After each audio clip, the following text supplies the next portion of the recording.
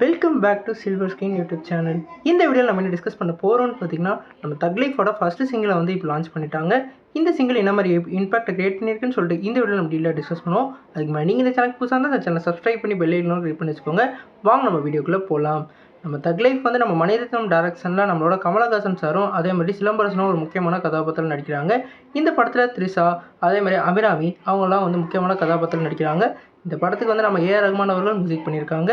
இன்றைக்கி வந்து ஃபஸ்ட் சிங்கிள்காக ஜிங்குச்சான்னு வந்து சாங்கை வந்து லான்ச் பண்ணியிருக்காங்க.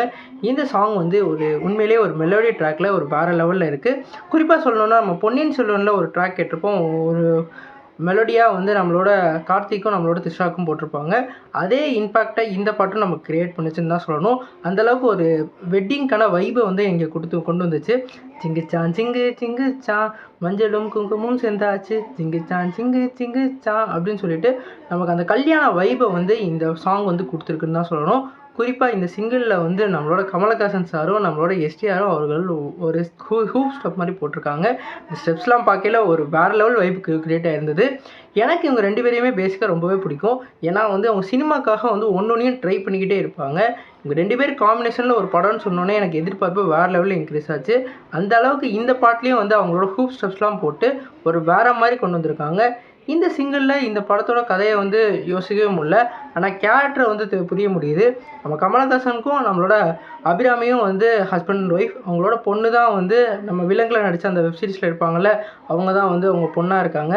அதே மாதிரி இங்கிட்டு வந்து நம்ம எஸ்டிஆருக்கும் அதே மாதிரி த்ரிஷாவுக்கும் வந்து ஒரு லவ் ட்ராக் ஓடிக்கிட்டு இருக்கு.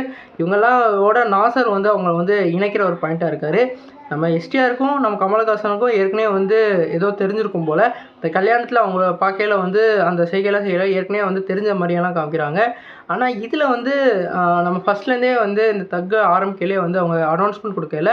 நம்ம தக் டவுனுக்கு வந்து நம்ம எஸ்டிஆர் உள்ள வரையில் அவர் வந்து ஒரு போலீஸ் கதாபாத்திரத்தில் ஒரு கன் ஷாட்டோடு சுட்டுக்கிட்டே வர மாதிரி வந்து காமிச்சிருந்தாங்க.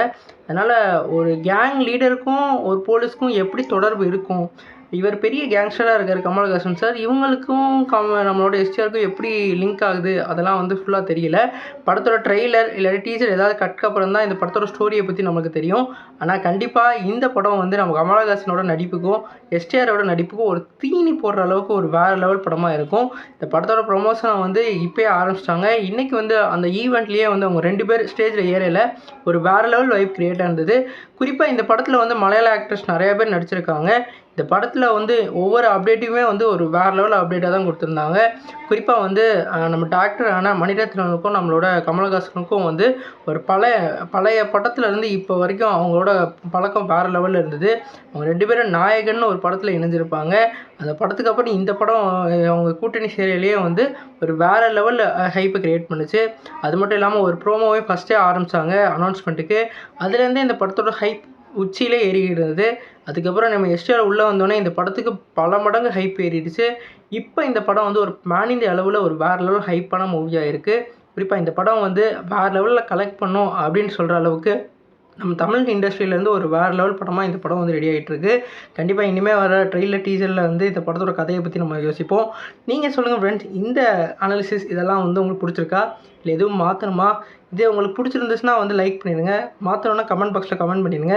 இந்த வீடியோ உங்களுக்கு சாட்டிஸ்ஃபேக்ஷனில் இருந்தால் சப்ஸ்கிரைப் பட்டனில் சப்ஸ்கிரைப் பண்ணிடுங்க. நன்றி.